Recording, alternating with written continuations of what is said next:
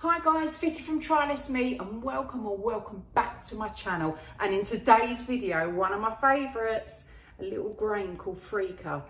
Up and coming, it's in pubs, clubs, bars, on most of the supermarkets now. It's got a nice little bite to it, completely different. If you're fancying something different from pasta, rice, noodles, couscous, this is a lovely addition. Good bit of bite, you can have it in salads, it goes amazing with Moroccan dishes, and it is super easy to prepare, which I'm going to show you now. Step one, add 100 grams of Freekeh into a pan. Step two, add 500 mils of cold water over the top.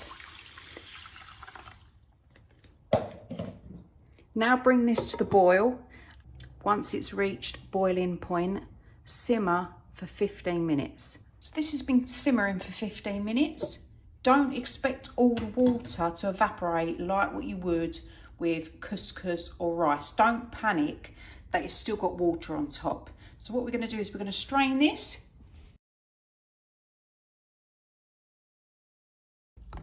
As you can see, it's quite thick and it's doubled inside. Look at that. And there you have it. That's how you cook Freekeh, and it puffs up a little bit like rice.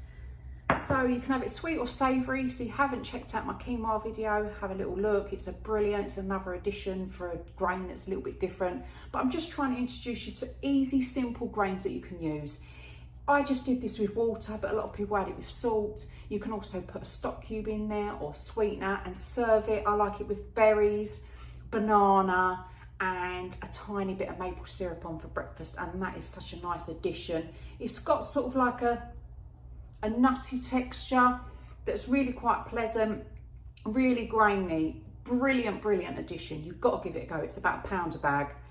It's that simple. So for any hints, tips and ideas on all things Less Meat and Eco, click that subscribe button for future notifications. See you later.